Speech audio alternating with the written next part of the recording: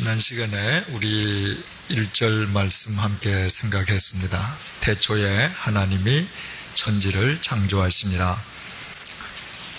그 태초는 바로 시간의 기원이라고 말씀을 드렸습니다. 시간이 시작되는 시점이었다. 하나님은 영원하시죠. 영원은 시간 개념 밖에 있는 것입니다.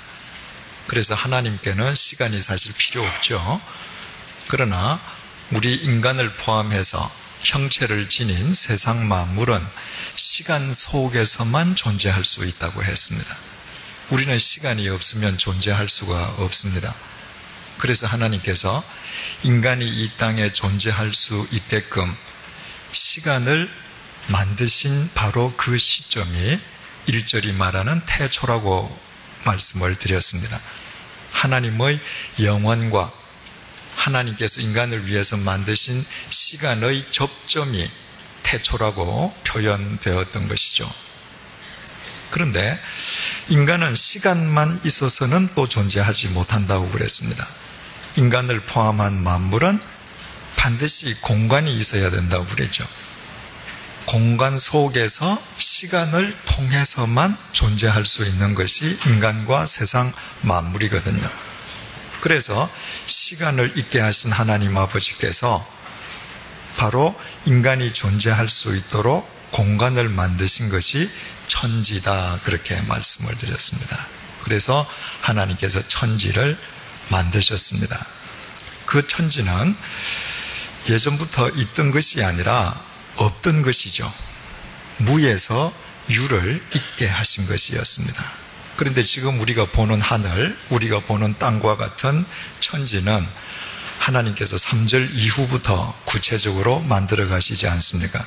그래서 1절에서 증언하고 있는 천지라고 하는 것은 지금과 같은 하늘과 땅을 만드는 데에 필요한 구성물질, 재료들이라고 표현하는 것이 더 적절하다, 이렇게 말씀을 드렸습니다.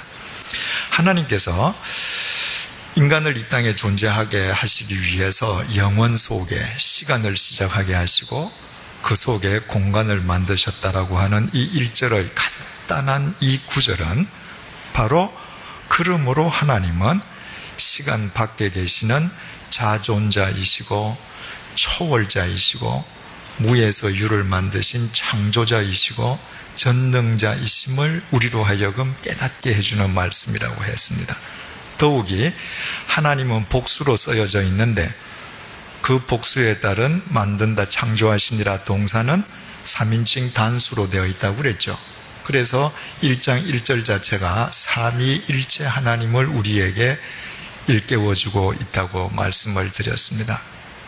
말하자면 1장 1절이야말로 하나님에 대한 모든 것을 함축한 구절이죠. 바로 이 한 구절을 믿느냐 안 믿느냐, 믿는다면 얼마나 믿느냐에 따라서 우리의 삶의 내용과 방향과 질과 의미와 수준과 목적이 달라진다고 그랬습니다. 지난 시간에 말씀드렸습니다마는 하나님께 감사드리는 것은 하나님께서는 우리를 이 창세기 중요한 1장 1절 말씀을 믿는 자리에 불러주셨다는 거예요. 이 말씀을 믿게끔 하시기 위해서 하나님께서 우리 인생 길목에 얼마나 많은 바나바들을 보내주셨습니까? 우리 인생 속에 얼마나 많은 사건들을 연출하셨습니까? 그리고 이 말이 허무맹랑해서 믿지 못하겠다는 사람이 더 많은 이 세상 속에서 우리는 이 말씀을 믿는 자로 초청을 해주셨습니다. 그렇다면 남은 건 뭐예요?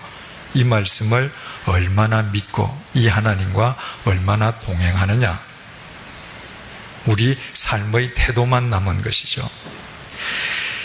오늘 이제 2절 보시겠습니다. 개역 성경은 땅이 혼돈하고 공허하며 흑암이 깊음 위에 있고 이렇게 되어 있습니다. 적지 않은 사람들 가운데에서 이 2절 말씀을 보고 이 2절이 1절과는 무관하다고 말하는 사람들이 있습니다. 이를테면 1절에서 하나님께서 천지를 창조하셨다는 것은 1절에서 하나님께서 직접 창조하신 행위를 이야기하는 것이 아니라 하나님께서 천지를 창조하신 1장 전체의 제목이 1절이라는 거예요. 그리고 실제로 창조는 2절부터 시작하셨다는 거예요. 그래서 하나님께서 천지를 창조하려고 하실 때 그때 땅은 혼돈하고 공허하고 흑암 속에 있었다는 것입니다. 그래서 하나님께서 그 혼돈한 땅을 비로소 질서를 잡으시고 창조하기 시작하셨다는 거예요. 그럼 어떻게 돼요? 그건 창조가 아니죠. 이미 땅도 있고 하늘도 있고 다 있잖아요. 재료가 다 있잖아요. 그건 개조지 창조가 아니지 않습니까? 하나님은 창조를 하신 것이거든요. 지난 시간에도 말씀을 드렸습니다마는 모든 종교에도 창조 설화가 다 있습니다. 그런데 다른 종교에서 창조의 이야기를 할 때 시작을 어떻게 한다고 그랬죠? 아득한 옛날에, 태고 쪽에 이렇게 시작해요. 그러니까 하나님께서 천지를 창조하실 때 땅이 혼돈했는데 그 혼돈을 질서를 잡으시며 창조하셨다라고 말하는 사람들과 똑같은 거죠. 다른 종교에서 태고 쪽에 아득한 옛날에 말하는 것은 그때 땅과 하늘이 다 있었어요. 그런데 황폐화되어 있는데 우리 종교의 신이 이렇게 이런 것을 만들기 시작했다. 이게 타 종교의 설화이거든요. 그러니까 그건 창조가 아닌 것이죠. 이미 물질이 이 세상에 있었으니까. 그러면 왜 성경을 보는 사람들이 타 종교의 창조 설화를 이야기하듯이 1절과 2절이 무관하다고 오해하는가? 우리 성경만 보기 때문에 그래요. 원어에 보면 2절이 이렇게 시작합니다. 1절이 태초에 하나님이 천지를 창조하시니라. 원어는 2절이 이렇게 시작해요. 그리고 그 땅이 혼돈하고, 1절과 2절이 상관없는 게 아니라 하나님께서 1절에 창조해 두신 땅, 그 모든 구성 재료들, 그것들이 혼돈하고 공허했다 그 말이에요. 그래서 반드시 여러분 성경에는 그 자가 있어야 정확한 번역이 되겠습니다. 자, 그 땅이 혼돈하고 공허했다. 혼돈하고 공허했다. 히브리 말로 토후, 보후 이렇게 쓰여 있어요. 그러니까 혼돈하고 공허했다라고 하는 것은 전혀 다른 상태를 의미하는 다른 의미의 두 단어가 아니라 히브리 말로 같은 의미이고 같은 의미인 토후, 보후, 후자로 끝나잖아요. 그래서 강조형으로 쓰였다 이렇게 생각하시면 돼요. 그래서 그 의미는 모든 것이 정리가 되지 않아서 한데 엉켜져 있는 상태를 의미하는 단어입니다. 가령 예를 들어서 지금 저기 홍보관을 짓고 있는데 저 홍보관이 이제는 건물이 올라가서 형체를 다 갖추고 있지 않습니까? 그런데 제일 처음에 저 홍보관을 짓기 위해서 땅을 밀고 저기에 모래 갖다 놓고 자갈 가져다 놓고 벽돌 가져다 놓으면 어떻게 돼요? 추럭이 와서 내릴 때 하나씩 이렇게 내리지 않지 않습니까? 추럭이 와서 뒤로 모래 쑥 쏟아놓고 자갈 쏟아놓고 벽돌 쏟아놓으면 그 재료들이 사람이 손길을 갖다 대지 않으면 정리되지 않은 채로 다 뒤엉켜 있게 되지 않습니까? 그러니까 1절에서 하나님께서 천지를 이루는 구성물질 재료들을 만드셨는데 그것이 모두 다 한데 뒤엉켜 있었다 이 말이에요. 흑암이 깊음 위에 있고, 하나님께서 아직 빛을 창조 안 하셨으니까 온 세상은 흑암일 수밖에 없겠죠. 그건 당연한 얘기겠죠, 그죠? 그런데 흑암이 깊음 위에 있었다. 이 깊음이라고 하는 것이 대체 무슨 깊음을 의미하는가? 흑암이 깊음 위에 있고 하나님의 영은 수면 위에 운행하시니라. 수면을 공표하십시다. 우리 성경에는 수면이라고만 번역이 되어 있지만 히브리어 원문에는 정관사가 붙어 있습니다. 그 수면. 그러니까 앞에 나온 무엇과 지금 같은 거라 그 말이죠. 그게 뭐냐? 기품. 기품을 공표하시고 수면과 연결을 시켜 두십시다. 바로 그 기품은 수면의 기품이라는 거예요. 그럼 이 수면은 또 뭔가?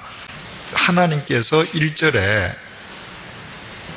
이 천지를 창조하시는 구성 재료들, 구성물들을 만드셨잖아요. 그죠? 그런데 그것이 형체도 없이 물과 같은 액체 상태였다는 거예요. 그 액체 상태, 유동 상태가 깊은 바다처럼 깊어요. 그 위에, 그 깊음 위에 흑암이 쫙 깔려있다. 지금 이런 말이에요. 하나님의 영은 수면 위에 운행하시니라. 바로 하나님의 영은 성령님이시죠. 성령님께서 바로 그 유동적인 그 천하 만물의 구성 물질 재료, 그 액체 상태인 그 위에 하나님의 영이 운행하셨다. 여기 운행하시다라고 번역이 되어 있는 히브리 말은 라하프인데요. 이 라하프라고 하는 동사는 첫 번째로 날개짓을 한다 이런 뜻이 있습니다. 그래서 영어 성경은 운행하신다 이 말을 영어로 하버라고 번역을 했습니다. 그러니까 선회한다, 새가 비상한다 이런 것처럼 성령님께서 그 수면 위를 선회하시고 비상하셨다 이런 의미로 하버라고 번역하고 우리말 성경은 운행하셨다 이렇게 번역을 했습니다. 그런데 라하프라고 하는 그 동사의 본래 의미는요, 알을 품는다는 의미입니다. 그러니까 새가 날개로 알을 자기 가슴에 이렇게 품고 있는 상태, 그게 바로 라하프입니다. 그러니까 천지 창조할 때부터 성령님께서는 이미 계시는 거죠. 그죠? 그러니까 신약 성경에 어느 날 갑자기 성령님께서 생기신 것이 아니고 창세기 1장 1절부터 삼위일체 하나님으로 존재하시지 않습니까? 그 성령 하나님께서 천지를 짓기 위한 그 모든 구성 물질을 당신의 품으로 거의 감싸고 계셨다. 이렇게 이해하면 훨씬 더 이 동사의 의미를 바르고 은혜롭게 이해하는 길이 되는 것이죠. 왜 성령님께서 그 구성물질, 그 액정 상태의 그 구성물질을 거의 품고 계셨겠어요? 바로 당신이 창조할 인간을 살게 만들 구성물질들이잖아요.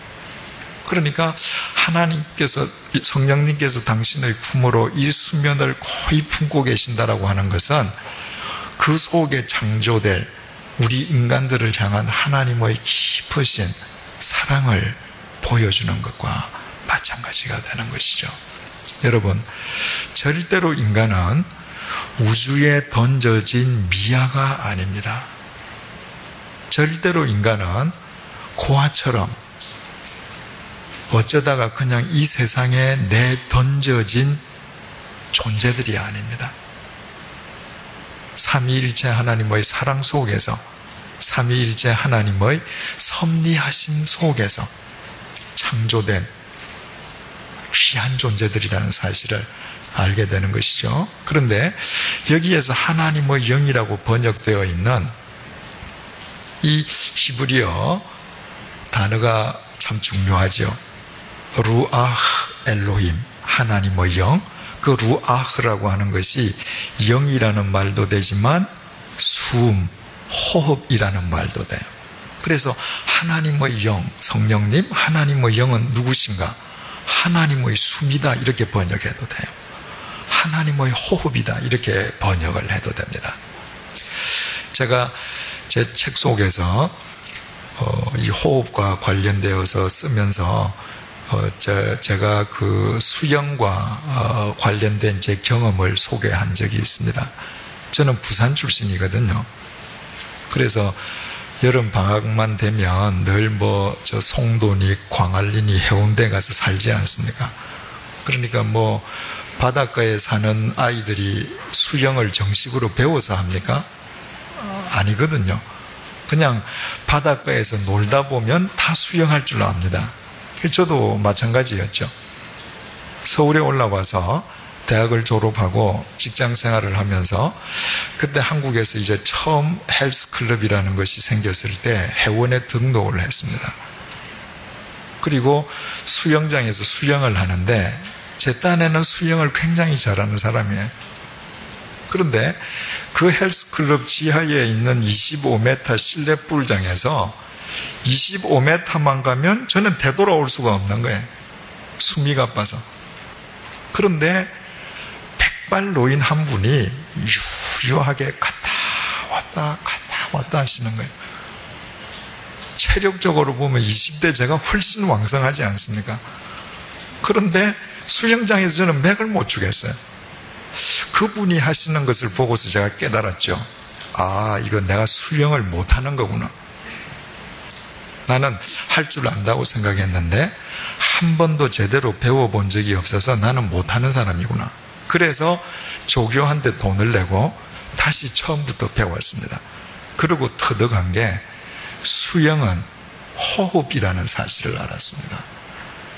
여러분, 수영을 호흡을 제대로 하지 못하면 아무리 힘이 세어도 절대로 오래 할 수가 없습니다. 물속에서 어떻게 호흡하느냐, 이것이 기본이거든요. 그 호흡이 되면 나머지는 절로 되는 것입니다.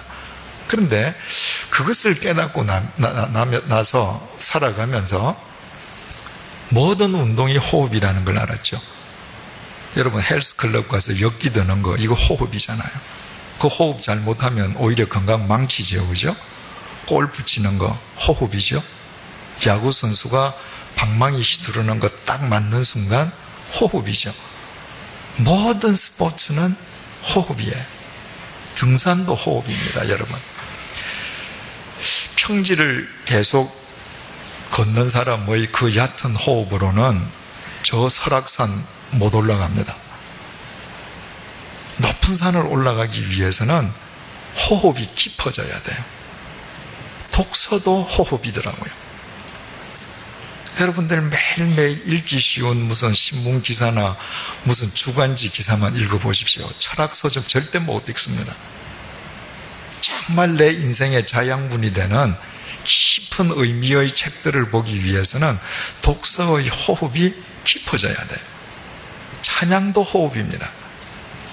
제가 청년들에게 그런 이야기 자주 합니다만은 복음 성가만 부르는 얕은 호흡으로는 내 영혼 밑바닥에서 우러나는 찬양을 하나님께 절대 못 드립니다.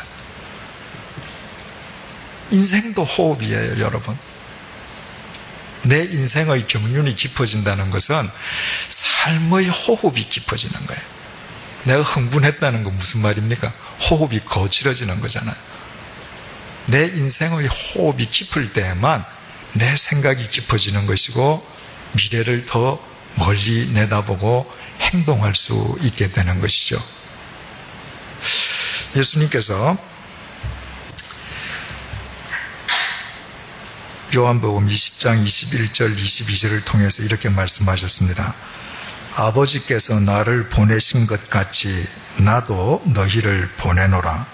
이 말씀을 하시고 그들을 향하사 숨을 내쉬며 이르시되 성령을 받으라. 부활하신 예수님께서 마가다락방에서 제자들을 만나시지 않았습니까? 그러고 말씀하시기를 아버지가 나를 보내신 것처럼 나도 너희들을 보낸다.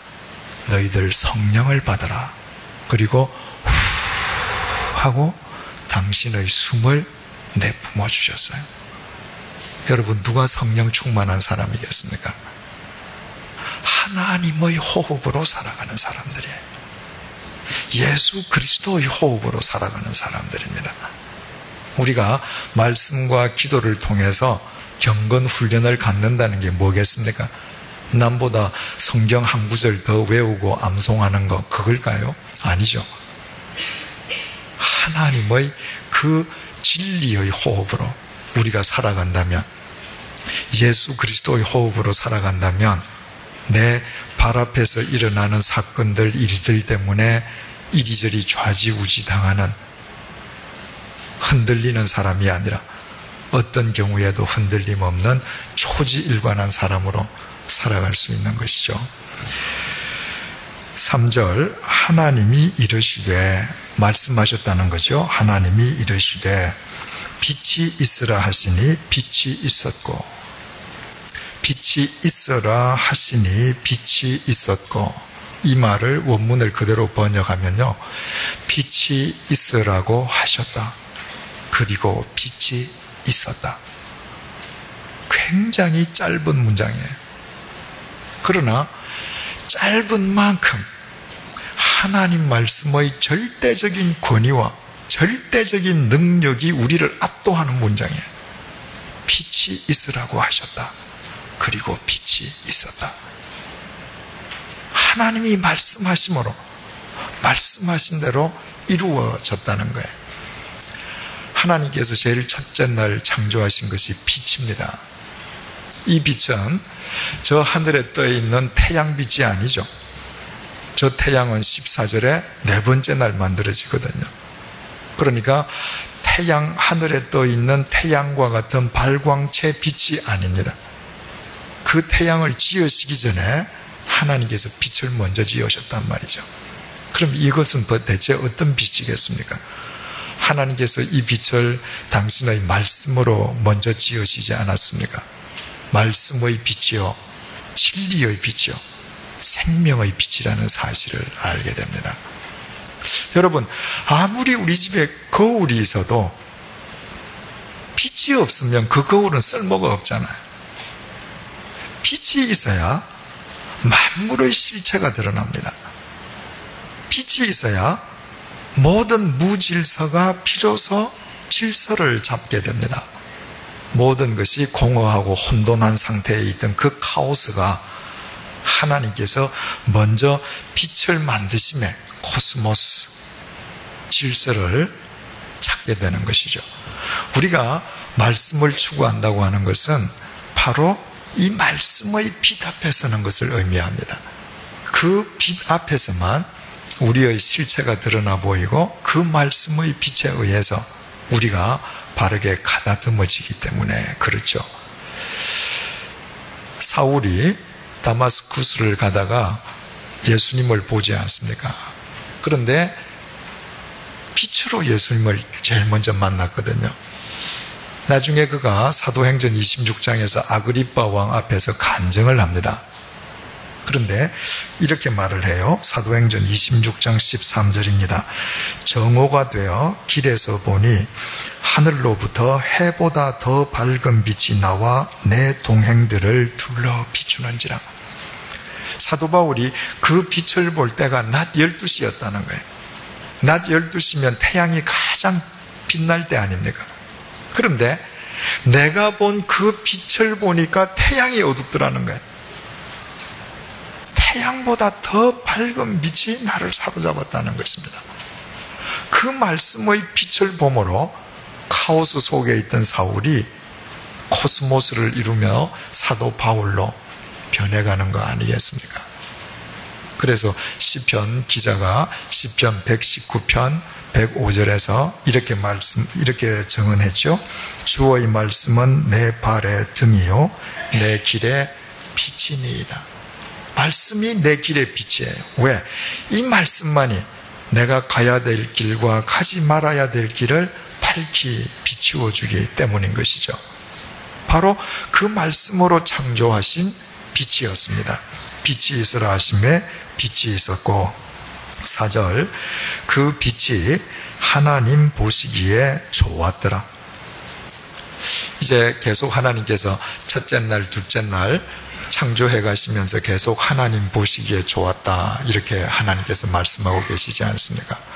그러니까 우리가 이 세상을 살아가는 데에 우리의 삶의 절대적인 관점은 기준은 하나님의 관점이어야 된다는 사실을 알게 됩니다. 많은 사람들이 하나님을 믿으면서도 자기 보기에 좋은 대로 살려고 그래요. 중요한 사실은요, 내가 보기에 좋은 것이 하나님께서 보기에 좋으신 것과 늘 일치하지 않는다는 거예요. 오히려 어긋날 때가 더 많다는 것입니다. 그러나 하나님께서 보시기에 좋은 것은 다 나 보기에도 결국은 좋은 거예요. 왜?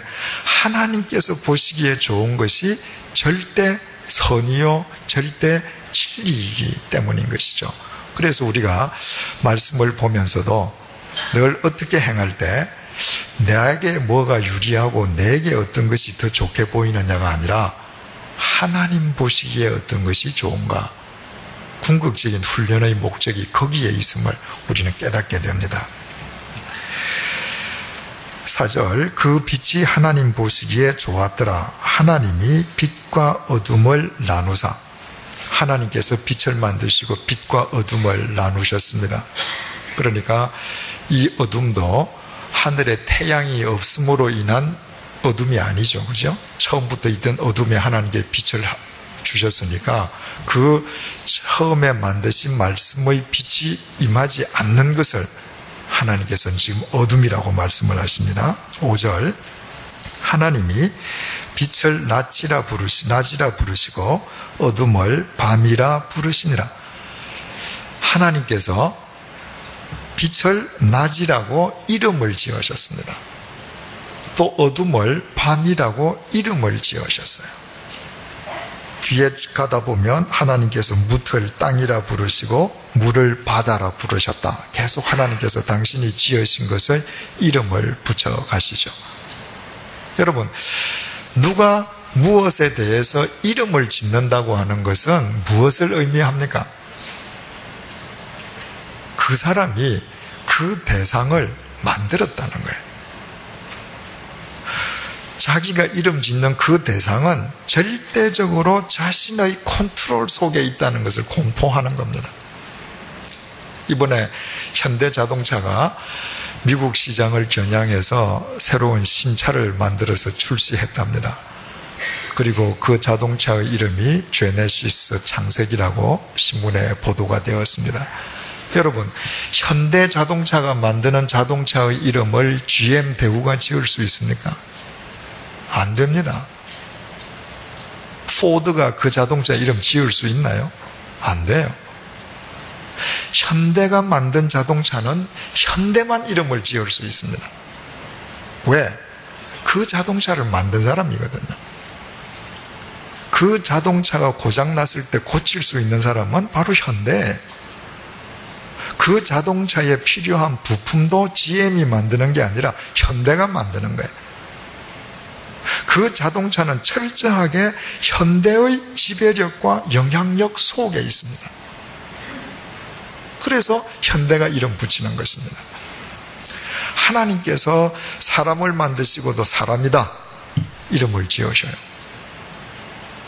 그러면 우리의 삶의 태도는 어떠해야 돼요? 천하 만물은 철저하게 그분의 지배력과 그분의 소유권 속에 있다는 것입니다. 그래서 시편 기자가 이렇게 고백합니다. 시편 24편 1절이에요. 땅과 거기에 충만한 것과 세계와 그 가운데 사는 자들은 다 여호와의 것이로다. 다 여호와의 것이로다. 왜?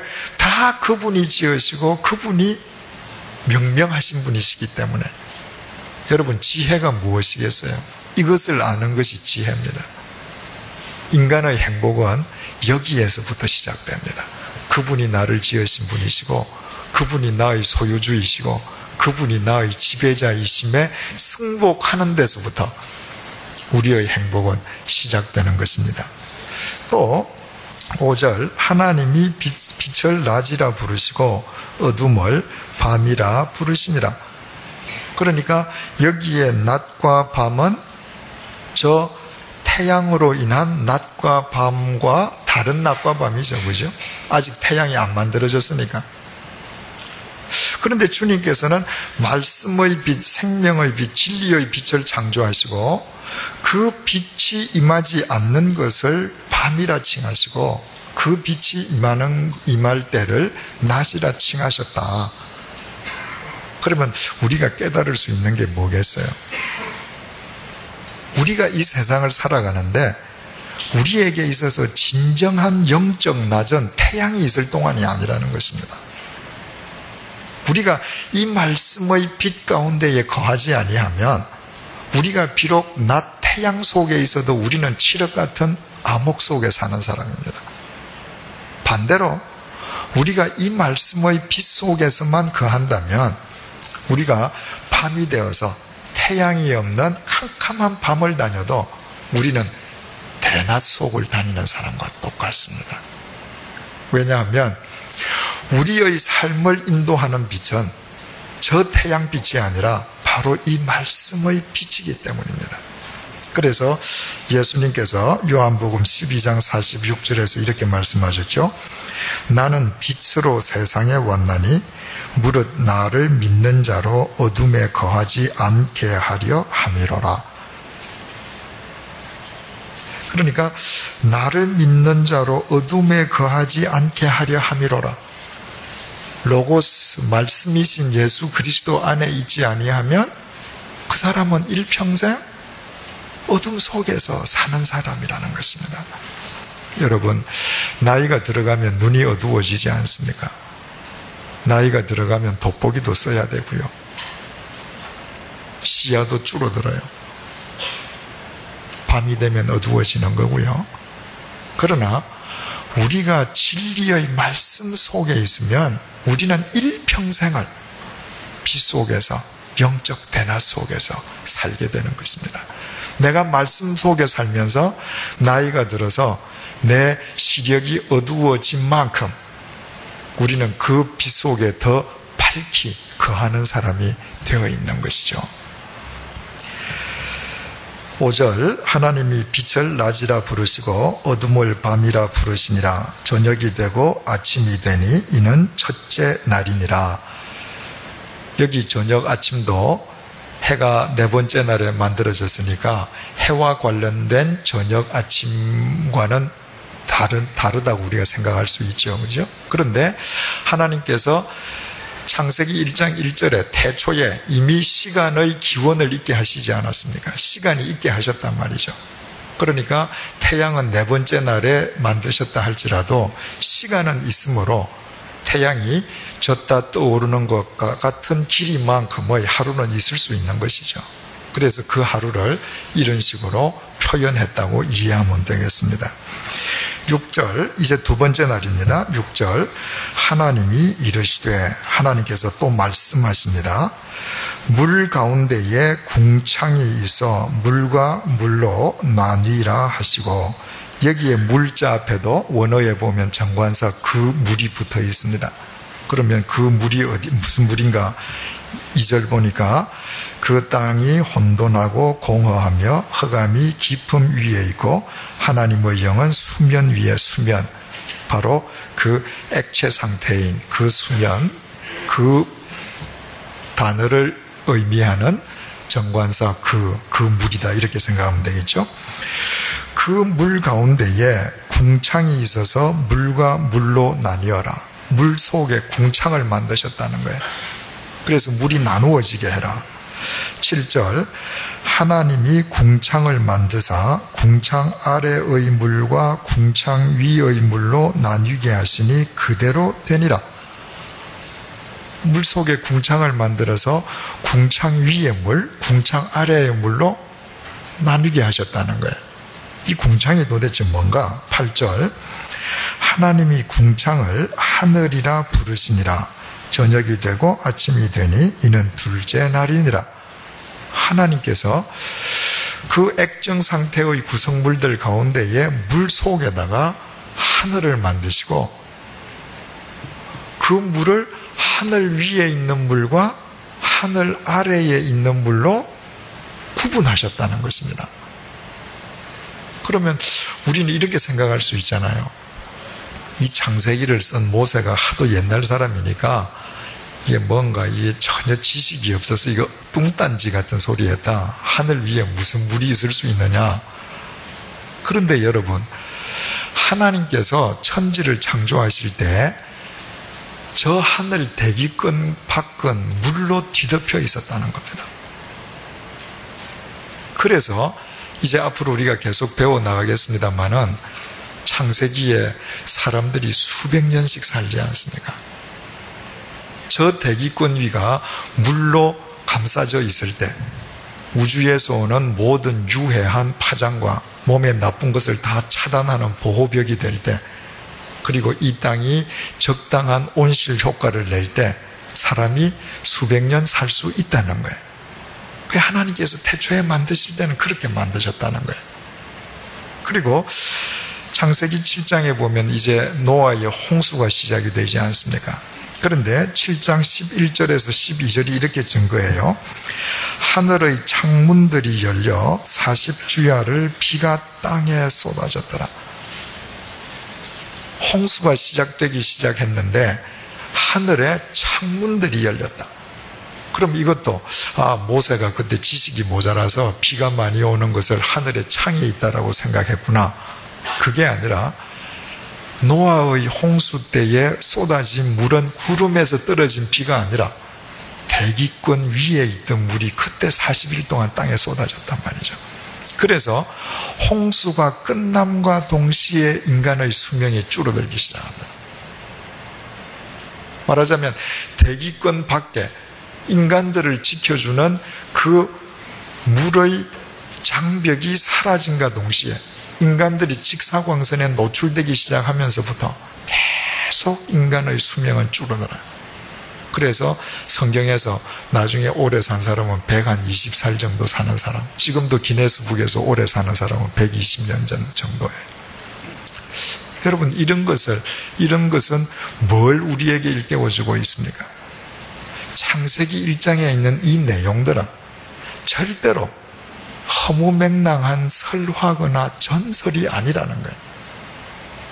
하나님께서 인간이 상상할 수도 없는 방법으로 천지를 창조하시고 창조하신 그 창조의 비밀스러운 내용들을 우리에게 하나씩 하나씩 베일을 열어서 일깨워주고 보여주고 있는 것이죠.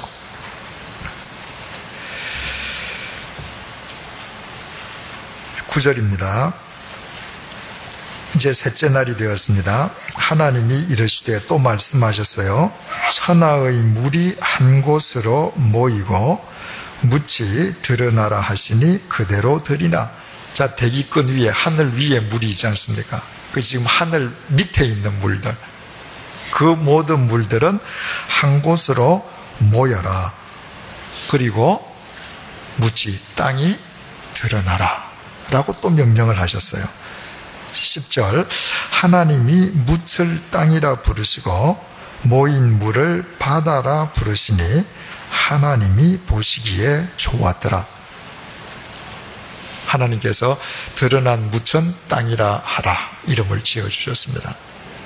그리고 한데 모인 그 물들은 바다라 하라. 여기에 바다라고 하는 이 말은 히브리 말로 얌밈이라고 기록이 되어 있는데, 그 단어는 바다, 강, 호수를 다 일컫는 얌이라고 하는 단어의 복수형이에요. 그러니까 강을 이루기도 하고 호수를 이루기도 하고 바다가 이루기도 하라 이렇게 하셨다는 거예요. 중요한 사실은 9절을 다시 읽겠습니다. 하나님이 이르시되 천하의 물이 한 곳으로 모이라. 이 모이라고 번역이 되어 있는 히브리 단어가요, 카바라고 하는 단어인데, 이거는 한데 묶여라 이 말입니다. 물을 한 군데 모았는데 이것이 한 곳에 묶여 있지 않고 이 물이 지 마음대로 돌아다닌다고 하십시다. 그 큰일 나지 않겠어요? 그래서 하나님께서 물은 한 곳에 묶여 있으라. 말하자면 인력으로 서로가 서로를 당겨서 흩어지지 않게 하시는 것이죠. 욥기 38장 8절 11절을 통해서 하나님께서 이렇게 말씀하십니다. 바다가 그 모태에서 터져 나올 때에 문으로 그것을 가둔 자가 누구냐? 그때에 내가 구름으로 그 옷을 만들고 흑암으로 그 강보를 만들고 한계를 정하여 문 빗장을 지르고 내가 여기까지 오고 더 넘어가지 못하리니 내 높은 파도가 여기서 그칠지니라 하였노라. 하나님께서 바다를 한 곳에 다 묶어 두시고 너 한계는 여기야. 너 넘어오지 마. 그래서 물들은 바다를 이루고 무천, 무철 이룬다는 거예요. 자, 지금 보면 하나님께서 첫째 날 빛을 만드셨잖아요. 그죠? 그리고 빛과 어둠을 분리하셨습니다. 또 궁창을 만드시고 궁창 위의 물과 궁창 아래의 물을 분리하셨습니다. 또 땅과 바다를 분리하셨습니다. 자, 하나님의 창조의 역사는 분리로 시작한다는 거예요. 하나님의 창조의 역사는 분리를 통해서 조화와 일치를 이루게 하십니다. 우리의 신앙생활도 이와 같다는 것이죠. 하나님의 말씀의 빛 앞에 설 때에 우리는 분리를 통한 조화와 일치를 추구해야 합니다. 이 세상 속에 뒤엉켜 살던 우리의 삶이 분리되어야 돼요. 분리될 때에만 진리 안에서 진리와 통합이 이루어지고 진리와 조화가 이루어지는 것이죠. 사도 바울이 고린도후서 6장 14절 16절을 통해서 이렇게 말하지 않았습니까? 의와 불법이 어찌 함께하며 빛과 어두움이 어찌 사귀며 그리스도와 벨리알이 어찌 조화되며 믿는 자와 믿지 않는 자가 어찌 상관하며 하나님의 성전과 우상이 어찌 일치가 되리요. 사도 바울이 여기에서 일깨워주는 게 뭐예요? 분리해야 된다는 거예요. 불법으로부터 분리하고 어둠으로부터 분리하고 우상으로부터 분리하라는 거예요. 우리가 예수 그리스도를 따른다는 건 자기를 부인하는 거지 않습니까? 자기 부인이라는 것이 결국 분리라는 사실을 알게 됩니다. 그 분리를 통할 때 진리와의 조화와 일치가 귀결로 주어지는 것이죠. 11절을 보겠습니다. 하나님이 이르시되 또 말씀하셨죠. 땅은 풀과 씨 맺는 채소와 각기 종류대로 공표하십시다. 씨 가진 열매 맺는 나무를 내라 하시니 그대로 되어 이제 하나님께서 땅으로 하여금 명령하셨습니다. 풀과 채소와 씨 맺는 열매 맺는 나무, 그러니까 이 땅의 모든 식물을 하나님께서 창조하셨어요. 12절 보십시다. 땅이 풀과 각기 종류대로 공표하십시다. 씨 맺는 채소와 각기 종류대로 공표하시고요. 씨 가진 열매 맺는 나무를 내니 하나님이 보시기에 좋았더라. 저녁이 되고 아침이 되니 이는 셋째 날이니라. 지금 여기에서 강조하고 있는 게 뭐예요? 하나님께서 풀과 모든 채소와 나무, 그것들을 각각 종류대로 만드셨다는 거예요. 그런데 하나님께서 새와 물고기 그리고 짐승을 만드실 때에도 그 단어가 강조됩니다. 21절 하나님이 큰 바다 짐승들과 물에서 번성하여 움직이는 모든 생물을 그 종류대로, 날개 있는 모든 새를 그 종류대로 창조하시니 하나님이 보시기에 좋았더라. 24절 보십시다.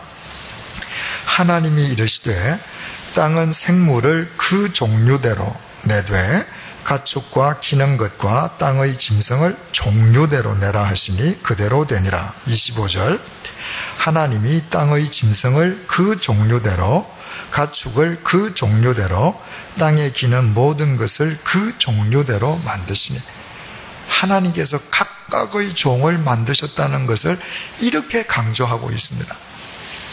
왜 그럴까요? 진화론자들이 말하는 게 틀렸다는 거예요. 진화론자들이 이야기 주장하는 게 뭐죠? 본래 아무것도 없는 자연 상태에서 단백질들이 우연히 함께 모였어요. 이 단백질들이 모여 있다가 세포가 되었습니다. 그 세포가 하등동물이 되어서 이게 하등동물에서 고등동물로 자꾸 진화해 갔다는 거예요. 그래서 사람이, 원숭이가 사람이 됐다는 거잖아요. 원숭이라는 종이 사람이라는 종으로 바뀌었다는 거예요. 그래서 진화론자들의 주장자들은 생물의 종은 고정불변이 아니라는 거예요. 환경에 따라서 종 자체가 얼마든지 다른 종으로 바뀐다는 거예요. 원숭이 종이 사람 종으로 그래서 바뀔 수 있다는 거예요. 그런데 하나님께서는 뭐라고 얘기하셔요? 풀 한 포기도 종류대로 만들으셨다는 거예요. 각각. 이 종은 이 종이고 저 종은 저 종이지 이 종에서 저 종은 절대 안 된다는 겁니다. 여러분, 같은 종 내에서의 진화는 우리도 인정하잖아요. 그죠? 아프리카 밀림 속에 있는 사람을 도시에 데려와 보세요. 그 사람 진화합니다. 그죠? 그러나 아프리카에 있는 원숭이를 도시에 가져온다고 사람 되는 거 아니거든요. 같은 종 안에서는 진화가 있을 수 있어요. 그러나 이 종에서 저 종은 안 된단 말이죠. 그것을 3400년 전에 모세가 쓴 글을 통해서 이미 하나님은 밝히시고 있습니다. 여러분, 모세가 무슨 과학적인 지식이 있어서 3400년 전에 이렇게 각각 종류대로라는 말을 계속 강조했겠어요? 모세는 모르고 쓴 거잖아요. 하나님께서 이렇게 쓰게 하셨기 때문에. 왜 이렇게 쓰게 하셔요? 하나님께서 실제로 그렇게 창조하셨기 때문이죠. 이 모든 창조가 사흘 동안 하나님의 말씀으로 이루어지지 않습니까? 그러면 머릿속에 한번 여러분들 그려보십시오. 하나님께서 빛이 있으라 하심에 그 허감과 혼돈 속에 있던 이 세상에 빛이 임하고, 하나님께서 물 속에 궁창을 만들어서 궁창 위의 물과 아래의 물로 바뀌게 하시고, 그리고 땅으로 하여금 땅과 무철 나뉘게 하시고, 땅으로 하여금 모든 식물이 있게 하니까 삽시간에 온 땅이 초원으로 변합니다. 정말 웅대하고 드라마틱하고 감동적이죠. 그런데 하나님께서 왜 하나님의 말씀인 창세기 1장부터 이 이야기를 왜 우리에게 전해주시는 거예요? 하나님께서 옛날에 이렇게 천지를 창조하셨다고 과거의 사실에 대한 지식을 우리에게 전해주시기 위함입니까? 아니죠. 하나님의 말씀은 우리에게 언제든지 현재 진행형으로 역사하는 살아계신 하나님의 말씀입니다. 하나님의 말씀은 이처럼 창조적인 말씀이므로, 생명의 말씀이므로, 이 하나님의 말씀 앞에서 너희도 새롭게 지어져 가라는 거예요. 이 말씀 앞으로 하나님께서 우리를 초청하시는 것이죠. 여러분, 하나님의 말씀은 절대로 죽은 문자가 아닙니다. 하나님의 말씀은 과거의 유물이 아닙니다. 자존자이시오, 초월자이시오, 창조주이시오, 전능주이신 하나님의 말씀은 오늘도 현재 진행형으로 살아 역사하시는 말씀이십니다. 이 말씀이 지금 우리와 함께 하시면서 당신 말씀의 창조의 능력을 1장을 통해서 우리에게 보여주고 있는 것입니다. 이 말씀에 우리의 삶을 들이십시다. 이 말씀과 함께 동행하십시다. 그때 지난 시간에 말씀드린 것처럼 우리의 삶 자체는 매일매일 신비의 샘으로 엮어질 것입니다. 기도하겠습니다. 말씀으로 천지를 창조하신 하나님 아버지, 빛이 있으라 하심에 빛이 있었습니다. 주님, 말씀을 통하여 그 빛 가운데에 거하는 자들이 되게 도와주옵소서. 하나님께서는 분리를 통하여 조화와 일치를 일구어 나아가셨습니다. 주님, 하나님의 말씀 안에서 분리해야 될 것과 분리함으로 진리와 조화를 이루어가는 우리의 삶이 될 수 있도록 도와주옵소서. 이 말씀 위에서 날로 새롭게 창조되어가는 기쁨을 누리게 도와주옵소서. 그리하여 이 말씀의 토대 위에 펼쳐지는 우리의 삶 자체가 아름다운 복음서가 되게 역사하여 주옵소서. 예수님의 이름으로 기도드립니다. 아멘. 우리 주 예수 그리스도 연애와 하나님의 사랑과 성령님의 교통하심이 천지를 창조하신 하나님의 말씀 속에서 날마다 새로운 피조물로 빚어져 가기를 소망하는 주님의 사람들과 100주년 기념교회 위에 이제로부터 영원토록 함께 해 주시기를 간절히 축원하옵나이다. 아멘.